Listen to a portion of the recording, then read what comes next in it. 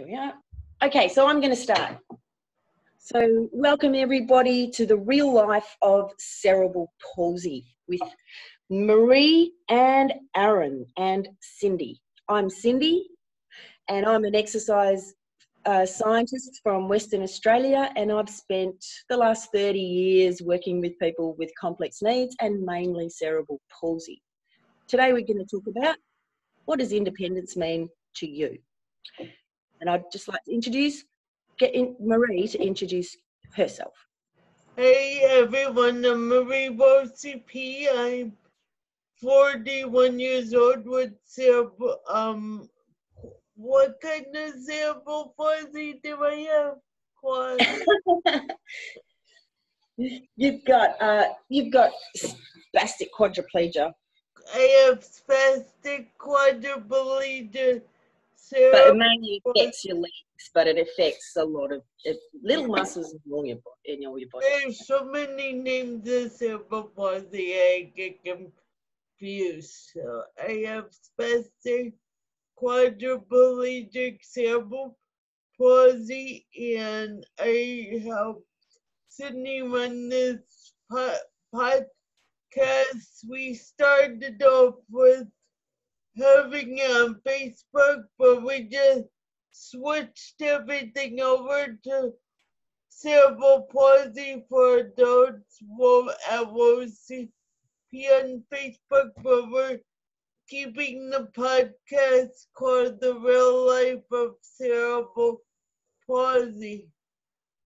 And then we have our friend Aaron who's joining us too. He's helping us with the technical stuff, and he's gonna give his opinions on topics too. Aaron, welcome.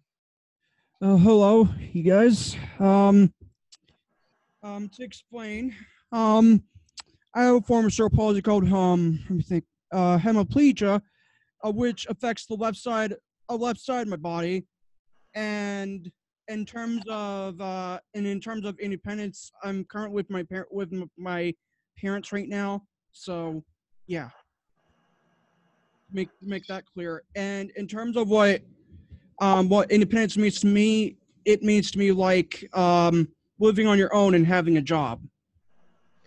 Yeah, nice.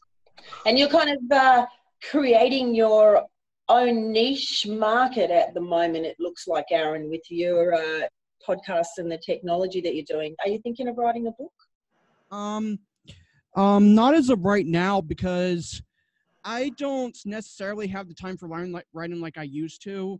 And like even then, even if I were to do it, I'm not a dedicated writer. Like I'm not a dedicated writer like most people are. But that I've been reading your blogs and they're pretty amazing. I mean, yeah, it's just originally part of the reason I stopped is because most time I'd be busy, and even then, there's not always something massive that goes on that would really be interesting. So that's why I don't do like a weekly type thing, because for a certain amount of time it can be just an average week. Yeah, right. And what about you, Marie? So what does independence mean to you? Independence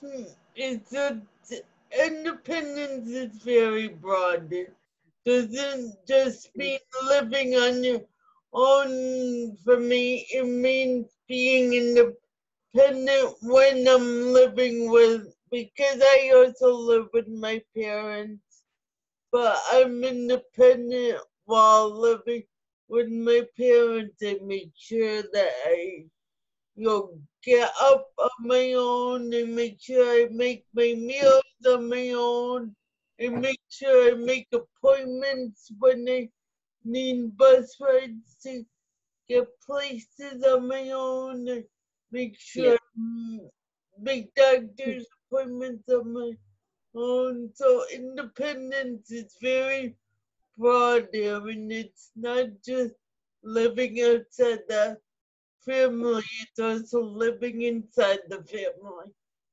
And I've got to say, Marie, that I've been working my very first job with people with cerebral palsy was actually getting people out of institutions, and we would build houses for those guys and set it up to improve independence. Just little tiny things like bringing the table down so that you could reach the kettle, and doing great big light switches so people can turn their own lights on without asking people to do it for them. You know, just it's the little tiny things that make people feel independent. It's not living on your own. I know a lot of people who live by themselves who are so not independent. They're totally dependent on other people for everything, and they don't live a happy life. Yep. I know, like you're a very independent woman who takes control of her own life, which is why we're doing this together, you know. Yeah, and you know, independence also means making sure you have a set of friends that if you need a friend to talk to, the friend is there, whether like us being on the other side of the world from each other, or me and Aaron just being a couple states away. You know, when Aaron or I need to talk about stuff, we communicate with social media, and that's what we're hoping this website and podcast will bring to the CP community. It will bring more of us together and more aware of what's going on. I mean, if you type in cerebral palsy on Facebook, you get many sites, but what site gives you the education you need for life? And you know, there's many out there, but there's so many out there that are just for fun too. Yeah. And I'd like to go back to that communication, because actually for me, Marie and Aaron, I think you're quite lucky in that you've got such fantastic verbal communication. But I work with people who have quadriplegia and their neck muscles are really affected, so they can't speak. And actually, I have found that finding a pathway to communicate is the first step on the road to independence. And I think that's wonderful. We live in a day and an age of social media, and if you know how to use social media properly, then it can really help you. If you just use social media as a joke, then it's not gonna help you. Yeah, but it might entertain. Go, Aaron. Yeah, and I mean, and in terms of me, in terms of being independent, like the closest that I've done at the moment was outside the content I do, outside of all that, most I've done is mostly with just trying to be out in the community like 3 times a week, and that's the closest I've done. And what do you do when you get out in the community? What is the stuff that you like to do out there? It usually depends. Usually like I'm usually over at the Arc like a couple times a week, and then depending on the week, I might go to like a gym and stuff like, and that's about it. But then other days it may vary, so it's kind of vague. But you know what, Aaron, you also pursued going to school and getting a degree in radio, right? Well, yeah, at one point, but I never fully pursued it because with the way the market is going for the industry, and you know, because all that, I've never really pursued and all that, because if the market wasn't such an issue, then I would have pursued it. But you know what? But Aaron, that's saying a lot. A lot of people with CP don't get those opportunities that you got to go out and go to school. So that's saying a heck of a lot, right, Sydney? Can I tell a story about that? Well, So when I started working for the Cerebral Palsy Society of New Zealand, there was no technology and the internet had only just begun. So for the first, when I first met so many people, there was no way to communicate apart from a board. So a couple of things that I like, where I started using a see-through board with the letters on it, so that actually you don't have to force someone to use their hands when you can't use your hands, you know. And but to use the eye muscles, and the eye muscles are really well trained, and you don't have to move your head or anything. So one way we got people interacting was through the board. Another way was getting into this technology. Now, when I first started, I think we got about 75 people out of institutions and aged care homes, and got them living independently in Auckland in New Zealand. Now, of those 75, I watched about 22 of them learn how to use technology to speak. It changed their lives. Being able to actually talk through a machine, being able to prepare what you wanted to say before the person came in, it stopped people from treating those guys like morons. It forced the support workers to acknowledge intelligence and treat the person as a person. So communication is a powerful tool for independence, because when the cerebral palsy person starts to communicate, the individual listening to them has to acknowledge their intelligence. So finding a pathway to communicate is usually the first step toward independence. you know what? Listening to you talk like that, now I understand stuff. I have a friend who works at United Cerebral Palsy here in Connecticut, and she's the head of technology there. I would love Great job. love to have her meet you, and I would love to sit down and talk. Well, I think that that's a great idea, and perhaps if you, because we're getting some of these experts on. Like next Sunday, we're going to get Luke on from Vibratrain. He's the exercise physiologist that trains Karen. But if we could get someone on from that lady to talk about different ways to communicate, and I'll put a link up onto our webpage of this guy that I love who uses the clear board, so that you can really get an understanding of how powerful that is.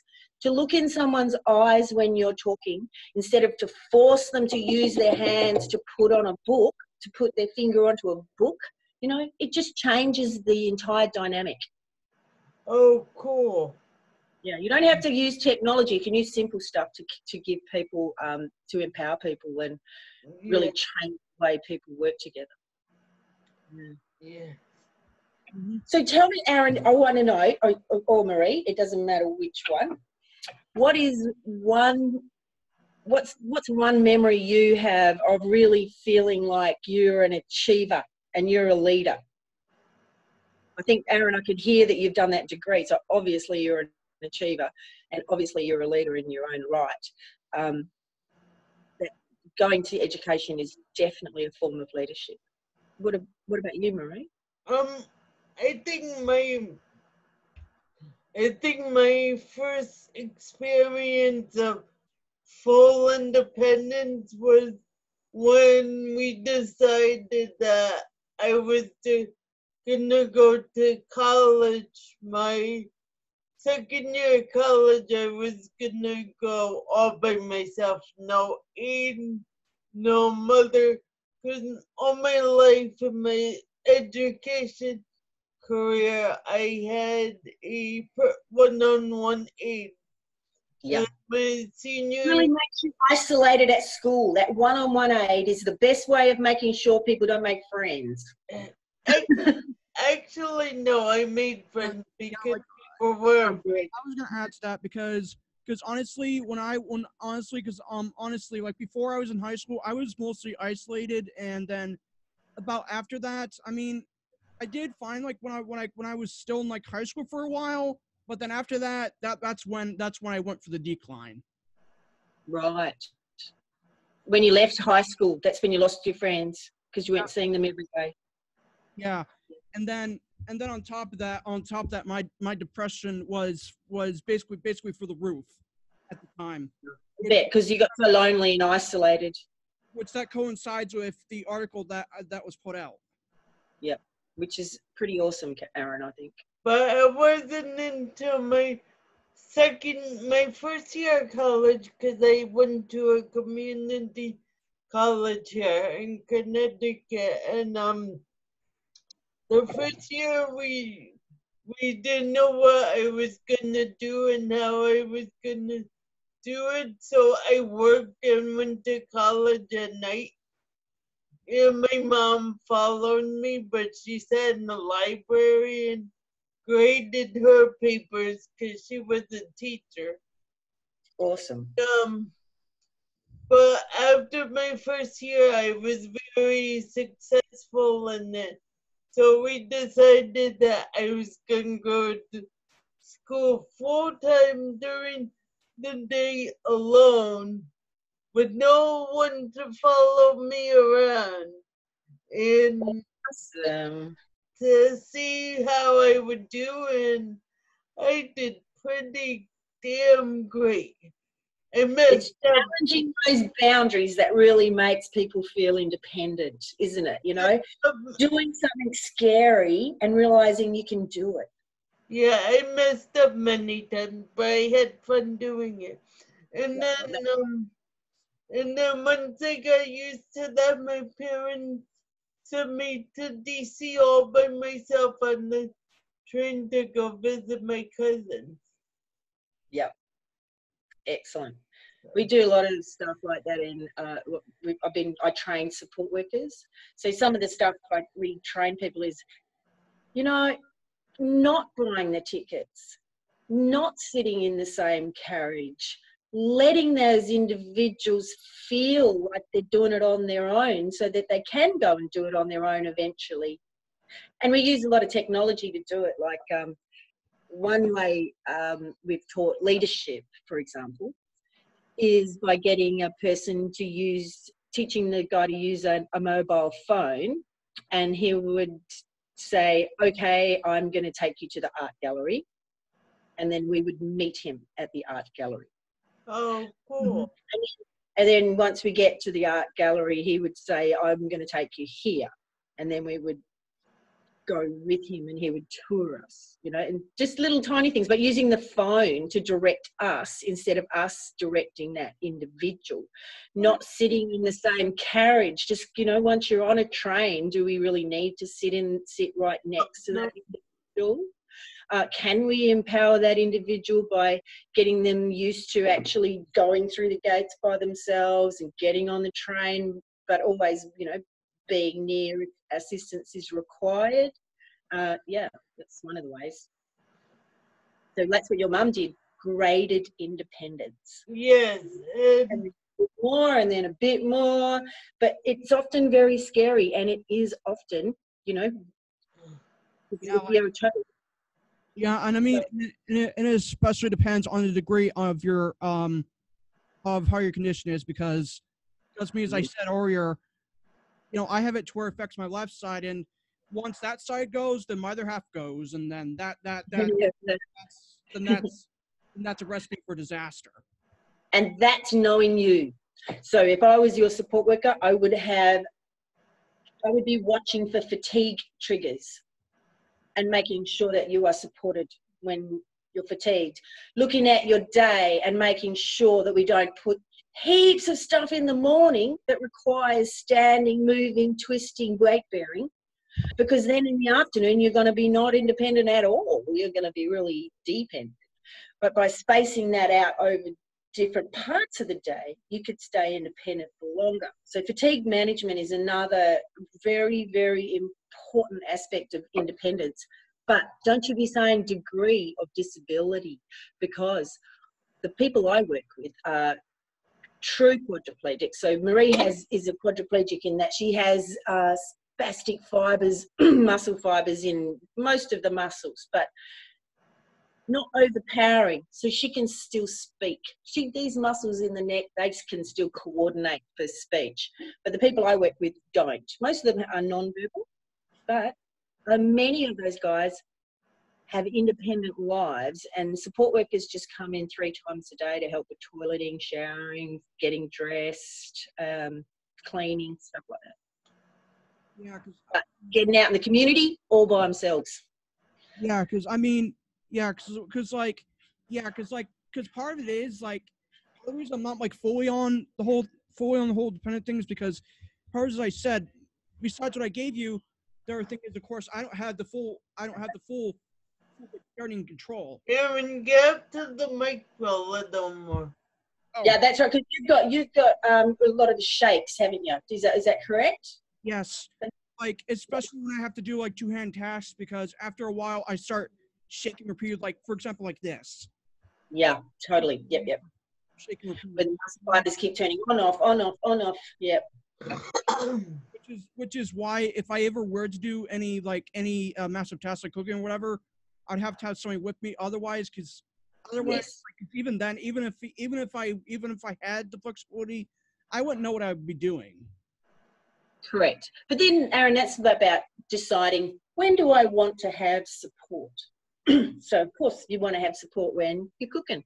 Now, you don't have to be doing the cooking to feel like you're independent, but you can be controlling the cooking. So I've got a really great friend with hemiplegia, and his hemiplegia he's a really tall man, so he gets very affected by it because the heavier you are, the more your muscle fibers react. And he does not cook, but he plans every meal. He plans what food he will buy, and he budgets his own food. And he loves that whole thing about cooking and the food now, because he lived with his parents until he was 43. And here in WA, we've only just got funding for people with cerebral palsy to go live on their own. So I have hope I have 2 more years. He's bought his own house, Marie.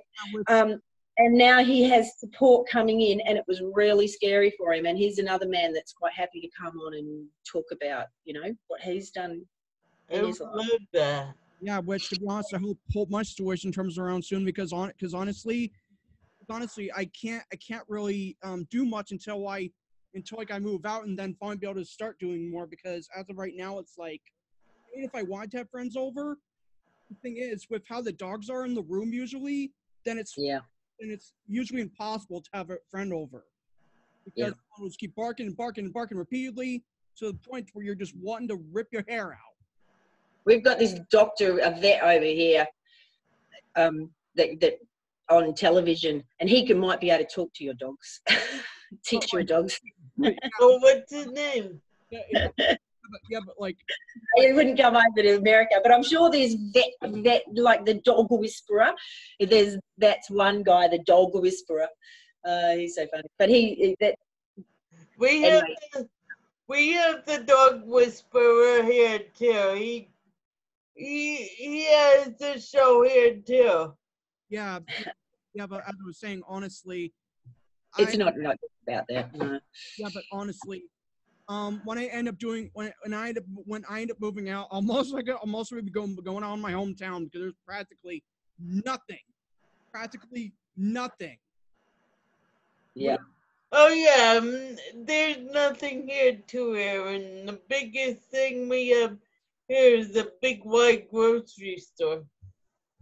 Yeah, so and it is an issue everywhere, especially once you get out of a big city, the opportunities are very limited. Yes. Yeah, so like, so it's part of what I'm trying to search, because I mean, especially because like, it's not just friends wise I'm considering it, like independence wise, but also too because I need more of a private room and recording space. Yeah, that's right. Because as of right now, it would be nice to have a space where people are happy to drop in. Because, like, as you can tell right now, this is not much of a private space at all. Are you in the lounge room? But like, you know what I mean? To like, because because I'm basically where I'm recording right now. It's basically going in from the next room. Yeah. Oh, yeah.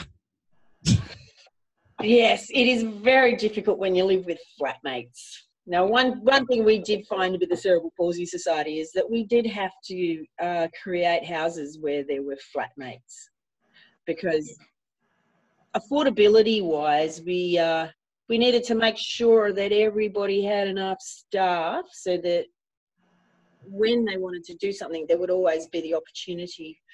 So we do definitely put people into houses with other people, but not always. You know, a lot of people live independently as well, just on their own.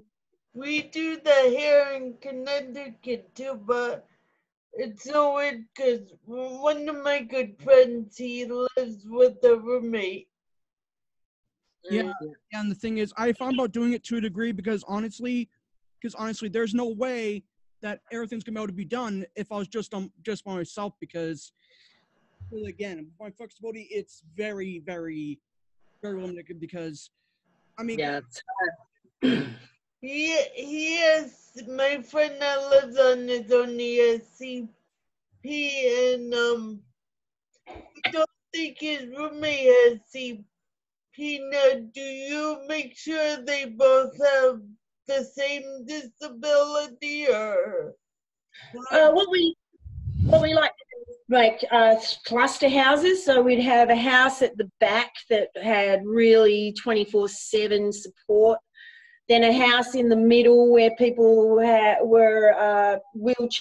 using wheelchairs for mobility, but a little bit more independent. Maybe they could speak. And then a house at the front where people really required just toileting and feeding and getting up.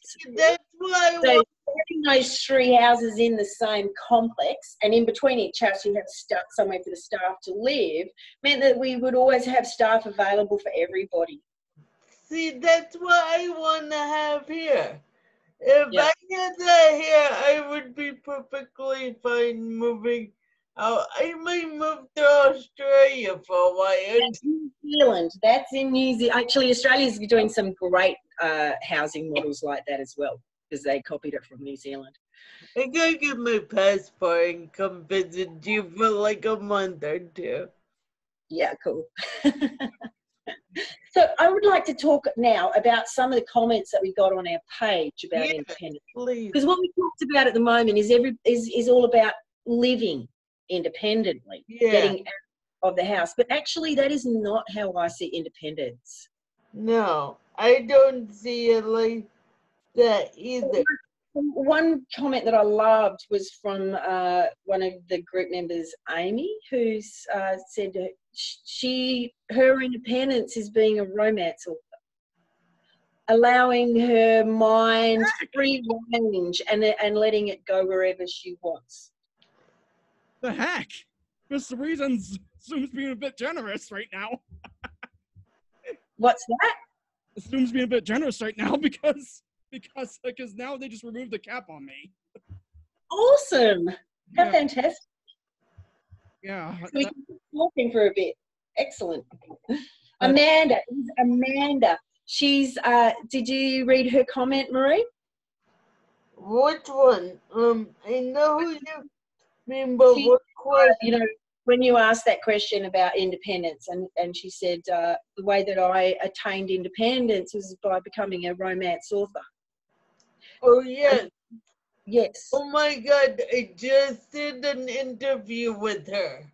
She's an amazing woman. Yeah. She interviewed me, and she's so amazing. Yeah, like in terms of offers, one that actually really inspires me at the moment is my friend Lewis, because I have his book right here. This is the book that he's put out, which I don't know if you can see it on camera, but this is what he worked on before, and oh my God, when I initially got the first copy, this was a game changer when I first got the first copy. What's it called? Love is Too Hard.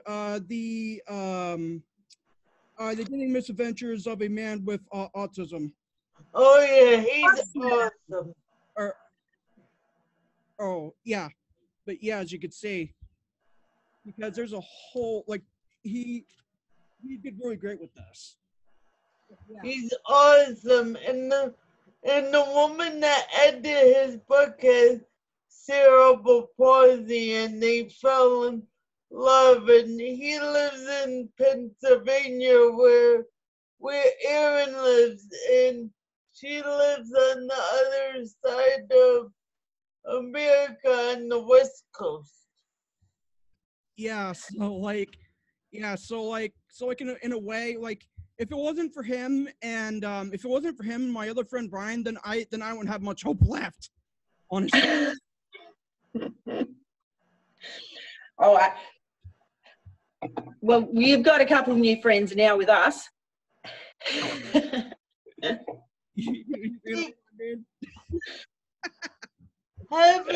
Having been doing this for a couple years now, being being on social media and helping people, I see people here on my list that 3 or 4 years wouldn't be doing what they are doing now because they were so shy and timid.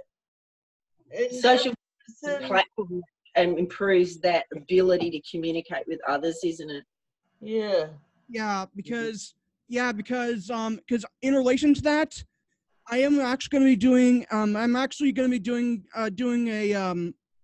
a presentation when it comes to how technology changed my world actually. Oh, Excellent. yeah. See, that's what it's about, Aaron. You see, it's not just about going off and living on your own. It's about creating a pursuit that you're passionate about. And I really feel that you've done that. You know, you're really starting to create that niche for yourself. It's great. And this is what technology does for us, isn't it? You know, like I said, when I first started, nobody could speak and nobody had been given any tools to speak with apart from these books that really weren't very effective. Picture books, you know. Because when I came around, when I was first around, I was practically isolated for this first 7.5 years, and you can imagine how bad that is. Especially when the only contact you would have during those years, you know, is your parents. Yeah. Imagine being brought up in an institution where you don't even have that. You know, with the guys that I worked with, they were turned 4 times a day, fed, and they were washed. But it was literally a nurse or a nurse's aide coming in and doing stuff to them. But no education, no real forms of communication, and nobody had electric chairs when I started. They were in manual chairs, and they'd just be parked in front of a television or put next to a radio. Electric chairs are so empowering. Mm-hmm. Absolutely. Yep. And nowadays you can use your chairs for exercise, which is one of my passions, teaching people how to use gravity to, you know, keep range in their chest and stop these bones in the neck from starting to get distorted. And it's just an amazing tool, because independence is also staying fit enough and healthy enough to live that independent life.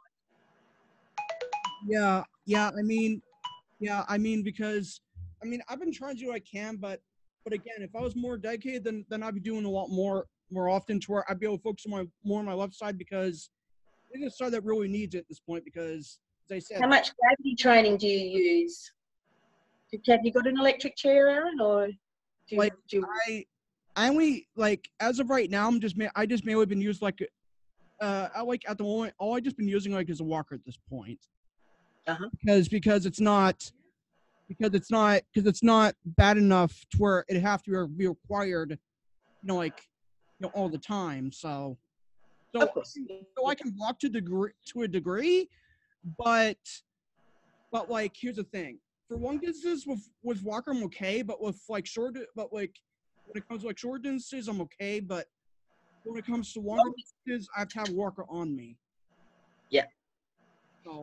So you don't have an electric chair. You only have the walker. I have one, but I don't usually use it. Does your electric chair have tilt? So can No, you no, mine doesn't. Like I think it does, but I don't think it But I don't think it has like the other. But I don't think it. I don't think it has the other stand tilt. So because it's not necessary. Because it's not necessary in mine. But I know for my friend Brian, his has the normal tilt and then the other tilt for standing. the total in space so that your whole body can get the whole weight of your body can get pushed onto your back instead of your bum. You know, stuff like that will really change your the way that you move through your arms and through your legs. Mm-hmm. And then, you know, there's different ways to use your body, but yeah. I never considered that. I never did because And the other thing that's really important about fitness is, you know, you don't have to be going off and lifting weights and abusing your body to get fit. You've just got to use your body regularly. And for me, the way I like people with cerebral palsy to move is to practice relaxation. Starting every movement from a place of relaxation trains the muscles to be used at length. But if you don't relax, you train your muscles to be used short, and then they get shorter, and then they get shorter and tighter, and they change the shape of your body. So I like to train people to relax before they move, to relax between movements, so that you increase your range, which increases your ability. And it's an amazing thing because you can do that without anybody helping. That's if you're able to, that's if you're able to do the adjusting well. Yeah. And the more you train your body to relax, do you know what? The more you learn your body. So if every single time after you've moved, you force your arms to be straight, relax through the shoulders and relax through the neck, and then you start your movement again, after just a few days, you'll already feel a difference in your fitness. Yeah, because from like how I have it, it's mainly just from like how I have my situation. It's mainly from the arm down. But you fall through the whole left side, and so that means your whole left side needs to be trained to move. Yep, because as I said, because once this side goes and the other half goes, and then it's like, and what about you, Marie? I know you're very, very keen on your fitness because you did a exercise. Degree, didn't you? Like when they with Marie on the hand, you're way more dedicated than I am at the moment. When I turned about 28 and 29, I really got into fitness by going to a gym and stuff, and through the gym I realized working out was not only helping my body physically, but it was helping my body emotionally too, dealing. That's right. Fitness makes people happy. Yes. Yeah. So, and I hooked up with some nice people, and now I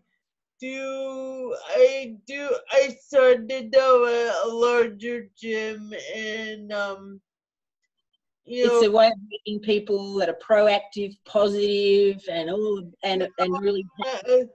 Now I'm at a smaller gym that's based around a system where there's exercise physiologists that are the trainers, and it's much smaller, and it's a 50 and older program. So I'm like the baby there. I'm not, so. Yeah, great. Hopefully soon, hopefully soon I'll be able to tape one of my workouts and then post it so you could see how I work out. That would be because then we could do a little podcast on that, and we could talk about, you know, how I would do it, how you're doing it, how your exercise physiologist trains you. That'd be great. I wish he had enough time to sit down with us and That would be great. it, but he's so busy right now. You don't need him to sit down with us. You just tape your workout. Yeah, I can't find a day to do that. Like if I wasn't broke, if I wasn't broke, it would be different. Yeah. Because right that's something that I only just changed over here too, Aaron, you know, because people couldn't go to the gym because they couldn't afford it on the dole. But now with this new National Disability Insurance Scheme, actually gym memberships are paid for by the government. Yeah, if you're lucky, because when I signed up for the YMCA, me and my mom had to pay for it, so for like the year. So I also like to do workouts on YouTube when I can't get to the gym and I feel like I need a workout. I just put on YouTube and I do chair yoga. Excellent. I mean, the closest that I've done, like the closest I've done was like up to this point. Aaron, up to the microphone, honey. Huh? Up to the microphone. Stop moving away from the microphone.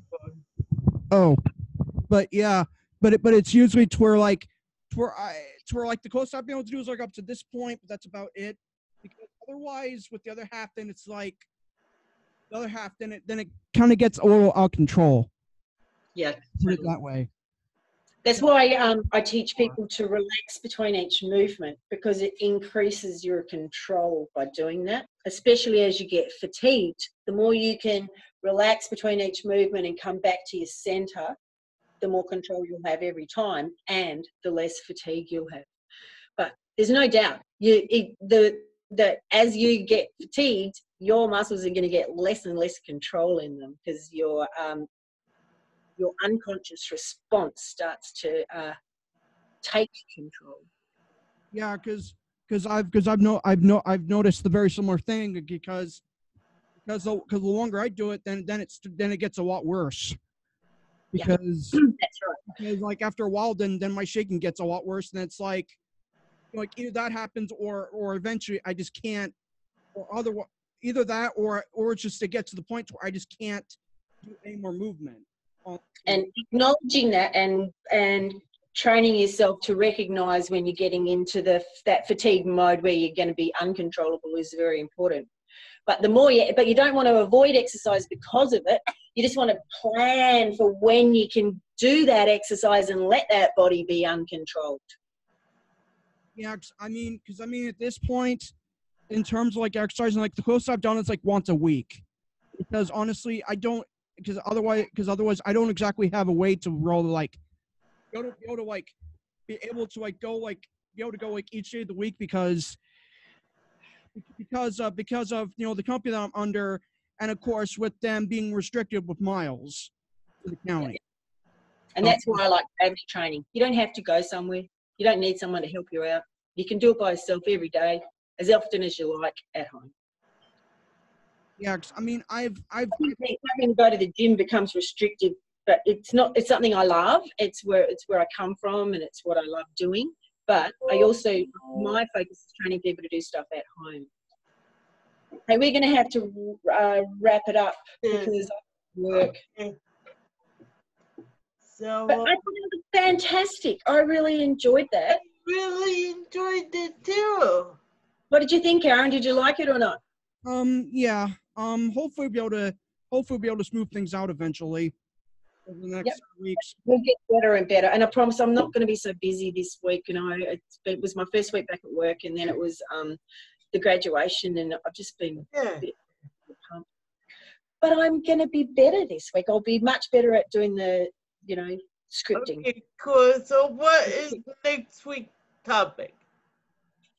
Well, on Sunday, I don't know if you can do it. We've got Luke can talk to us I think it's 1 o'clock on Sunday, which would be, what's that? Take 4 from that. 7 or 8? It'll be 1 o'clock. 9 o'clock, but that's a bit late for you, eh? 9. That's too late. I could do it, just I don't know if my parents will be sleeping, because, you know, we live in the house. If I had an upstairs area, I would. Yeah, like the only way I'd be able to do it is if my parents would be okay with it. Yeah, I think we keep ours at Monday. Maybe I'll just do. I'll do a little one. Maybe I'll do that one with Luke, and we'll just talk exercise physiology, and then you can perfect with ours on Monday. So, what do you want to? What I liked talking independence, but I liked also your question on what challenges you. What challenges you? Okay, so are we gonna end with that question? What challenges? How about next week we'll talk about what challenges you and what blocks you so you can't do stuff. And then we'll put that up, and because you have got some answers on what challenges you on our web page. Okay, cool. I'll take those off. We just start putting that on our web page, and we see if we can get some more. And then what are we gonna do when? Because I want to get rid of that group. I want to keep the page. So, do we close the group? Close the group. Give them a week. Give them to Friday, and then we could close the group and just use my group. But we'll keep the page to put all our video podcasts. Excellent. And that keeps it just about the podcast. Okay, I love that. Okay. All right. Okay, well, I'm going to go to work because I got to. I'm going to go to sleep because I have a long day tomorrow. What are you going to do, Aaron? I mean, not much. Mostly going over to the Ark tomorrow. But that's about it. Okay. But have a great week, you guys, and I will see you next week. Okay. Bye. Bye.